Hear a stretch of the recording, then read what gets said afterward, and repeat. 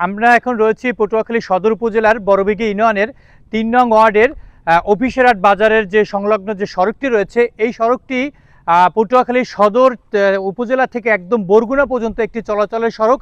কিন্তু দীর্ঘ সময় ধরে সেই ২০ থেকে ২৫ বছর আগে এই সড়ক তৈরি করা হলেও এরপর নামমাত্র ১০ বছর থেকে ১২ বছর আগে এখানে এই রাস্তাটি সংস্কার করা হয় এবং এই সংস্কার শেষে এরপর থেকে এই এলাকার এবং এখানে আর কোনো সংস্কার হয়নি এবং দীর্ঘ এই সময়টি ধরে এলাকার মানুষদের এই চলাচলের একমাত্র সড়কটি অবহেলায় এবং ভাঙাচুর অবস্থায় রয়েছে, যেখান থেকে মানুষজন এখন পর্যন্ত চলাফেরা করতে পারে না।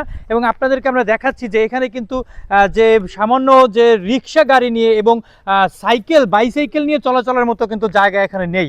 আমরা দেখছি যে এখানকার যে স্থানীয় বাসিন্দারা রয়েছে তারা কিন্তু বিভিন্ন যে নির্বাচিত বা যে সকল জনপ্রতিনিধি রয়েছে তাদের কাছে বিভিন্ন আবেদন এবং বিভিন্নভাবে তাদের কাছে এই সমস্যার কথা জানালেও এখন পর্যন্ত কেউ কিন্তু এগিয়ে এসেনি।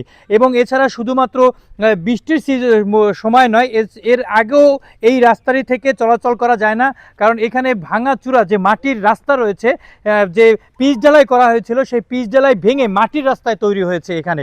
এখন আমরা এখানকার যে স্থানীয় মানুষ রয়েছে তাদের সাথে একটু কথা বলার চেষ্টা করব, যে জানার চেষ্টা করব যে আপনাদের এই রাস্তাটি কতদিন ধরে এই অবস্থা রয়েছে এবং কি কি সমস্যা হচ্ছে আপনাদের। মোহাম্মদ কাজী নুরুল ইসলাম, বিঘেহাট মাধ্যমিক বিদ্যালয়ের সাবেক সভাপতি। আমাদের এই রাস্তা এত ভোগান্তি যে ভোগান্তির সীমা নাই, এবং রাস্তায় পাঙ্গাস মাছ এবং মাগুর মাছ দিয়ে এলো তারা জ্যান্ত থাকে, এই ধরনের অবস্থা আছি।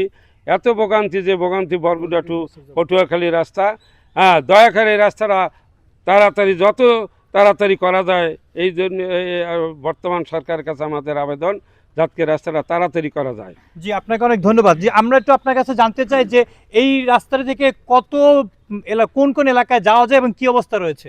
আচ্ছা, এই রাস্তাটি সদিরহাট বাজার থেকে এই ভাঙা রাস্তা শুরু হয়েছে। এটি আমরা এখান থেকে তিতকাটা বাজার সহ ভয়াং খেয়াঘাট, তারপরে আইলা যেছি এদিকে সড়ক মানে সংযোগ মাধ্যম। তো এটা দিয়ে দৈনিক প্রায় ৩-৪ হাজার মানুষের চলাচল সংযোগ একমাত্র এইটাই।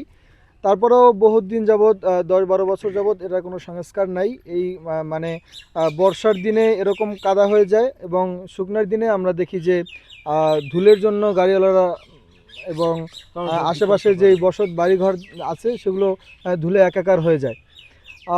আমরা চাই এর দ্রুত সংস্কার, যাতে এখানের মানুষ এই ভোগান্তি থেকে অতি দ্রুতই নিস্তেজ পায়। মানে এই রাস্তারই এমন অবস্থা, প্রত্যেক দিন গাড়ি একটা না একটা অ্যাক্সিডেন্ট হবে।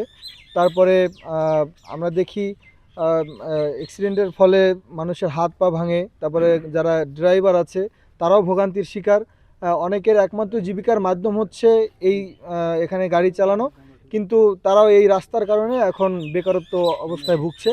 এর দ্রুত প্রতিকার চাই আমরা। জি, আপনাকে অনেক ধন্যবাদ। জি, আমরা একটু আপনার কাছে জানতে চাই যে এখান থেকে যে যে কোন কোন যানবাহন চলাচল করে এবং আপনাদের এই রাস্তার কি অবস্থা যদি বলতেন। আসসালামু আলাইকুম। এখান দিয়ে বেশিরভাগই অটো চলাচল করে, আর এই যে হামজা গাড়িগুলি চলাচল করে ইট বালু টানার, এই গাড়ির কারণে আরও বেশি খারাপ হয় রাস্তাগুলি। আর বর্তমানে তো কোনো কিছুই চলাচল করতে পারে না। আর আমাদের এখানে যদি কোনো রুগী অসুস্থ হয়, আমরা মনে করি যে শহরে না নিয়ে, পটুয়াখালী না নিয়ে বাড়িতেই রাখো, এইখানেই মরুক। কারণ রাস্তায় মারা যাবো, আবার রিটার্ন নিয়ে আসবো, হ্যাঁ আড্ডি গুড্ডি নিয়ে আমার রাস্তার থেকে, তার থেকে বাড়িতেই মারা যাবো, এইখানেই দাপন করবো, না কাপড়ের ব্যবস্থা করো। মানে এই রকমের একটা পরিস্থিতি এই রাস্তার।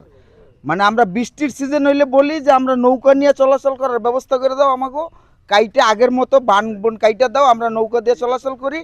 আর না হইলে রাস্তা ঠিক করে দাও, আমরা রাস্তায় চলাচল করি। এই রকমের একটা অবস্থা এই রাস্তার পরিস্থিতিটা। জি, আপনাকে অনেক ধন্যবাদ। জি, আমরা একটু আপনার কাছে জানতে চাই যে এই রাস্তাটি সর্বশেষ কবে সংস্কার করা হয়েছিল। আসসালামু আলাইকুম রহমতুল্লাহ। বড়বিঘাই ইউনিয়নের ৩ নং ওয়ার্ডের এই রাস্তাটি, এটা তিতকেটা থেকে পটুয়াখালী যাওয়ার একমাত্র মাধ্যম। এই রাস্তাটা দিয়ে দৈনিক হাজারো মানুষ এখান থেকে চলাচল করে। এখানে ঐতিহ্যবাহী বিঘেহাট মাধ্যমিক বিদ্যালয় এবং কয়েকটি মাদ্রাসা, কয়েকটা মসজিদ এই রাস্তার পাশেই, এবং তিতকেটা পুলের হাট মাধ্যমিক বিদ্যালয়। অনেক টিচাররা পটুয়াখালী থেকে এখানে আসা যাওয়া করে, অনেক ছাত্রছাত্রী এই রাস্তা দিয়ে চলাচল করে। এমনকি ভয়াং বরগুনার উপর থেকে ভয়াংয়ের খেয়া পার হইয়া এই রাস্তা দিয়েই চলাচল করে। কিন্তু দুর্ভাগ্যবশত দীর্ঘদিন এই রাস্তাটা এই খারাপ অবস্থা থাকার কারণে আমরা যথেষ্ট ভোগান্তিতে আছি। মানুষ চলাচলের অনুপযোগী হয়ে গেছে এবং এখানের কোনো স্থায়ী বাসিন্দা যদি রোগী অসুস্থ হয়ে যায় অ্যাম্বুলেন্সে আনা নেওয়ার কোনো সুযোগ নেই, কারণ অ্যাম্বুলেন্স আসতে চায় না, কোনো গাড়ি ঘোড়া এখানে চলতে চায় না। কারণ হচ্ছে গিয়া প্রতিদিন অ্যাক্সিডেন্টের সম্মুখীন হয়, হাজারো মানুষ অ্যাক্সিডেন্টে পড়ে, হ্যাঁ, এবং অনেক সময় মানুষ অ্যাক্সিডেন্টে মারাও যায়। তাই আমরা ঊর্ধ্বতন কর্মকর্তাদের দৃষ্টি আকর্ষণ করে বলছি, যারা আমাদের রোডসের দায়িত্বে আছেন তারা যেন আমাদের এই রাস্তাটার দিকে একটু মানে খেয়াল দেয় এবং খুব অল্প সময়ের মধ্যে এটা যেন একটা মানে সুরাহা আসে, যাতে অল্প সময়তেই আমাদের রাস্তাটা সুন্দরভাবে চলাচলের উপযোগী হয়। ধন্যবাদ। যে আমরা শুনছিলাম এখানকার স্থানীয় যে মানুষজন রয়েছে তারা কিন্তু বলছিলেন তাদের নানা সমস্যার কথা এবং এখানকার এই রাস্তাটি কত গুরুত্বপূর্ণ। আমরা দেখছি যে স্থানীয় গ্রামে যে চলাচলের যে অটো গাড়ি থাকে সেই অটো গাড়ি এখানে কিন্তু থেমে রয়েছে এবং স্থানীয় মানুষদের সহযোগিতা এখানে পার হতে হয়। যে আপনাদের রাস্তাটা কত বছর ধরে এবং ভেঙে রয়েছে? এরকম আমাদের রাস্তাটা প্রায় 10-15 বছর পর্যন্ত এইভাবেই চলছে। মানে শুকনো সিজনে এই বালুগুলো উঠলে এই গাড়িগুলো চলা অবস্থায় গাড়িগুলো পল্টি দিলে অনেক মুরব্বীরা হাত ভাঙছে, পাও ভাঙছে, এরকম বহুত নজিরে আছে।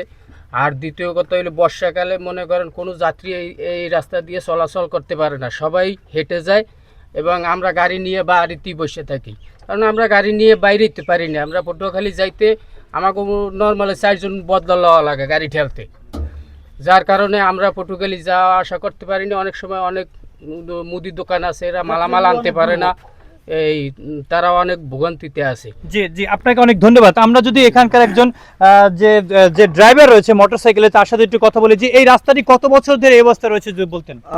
আমার সম্ভবত মনে হয় 15 বছরের ভিতর কোনো এই রাস্তা হওয়ার পর থেকে আর রিপেয়ারিং এর ব্যবস্থা হয় না এই রাস্তার। ঠিক আছে, আমরা এই রেন্টেকার গাড়ি চালাই, আমরা কিস্তি চালাই, সংসার চালাই। ঠিক আছে, আমাদের এই রাস্তায় যখন বৃষ্টি হইলে আমরা এমন দুর্ভোগে পড়ি, কিস্তিওয়ালার আইলে বাড়িতে বসে থাকে কিন্তু কিস্তি দেওয়ার কোনো লাইন নেই, পকেট ইনকাম নাই, দিমু কিভাবে?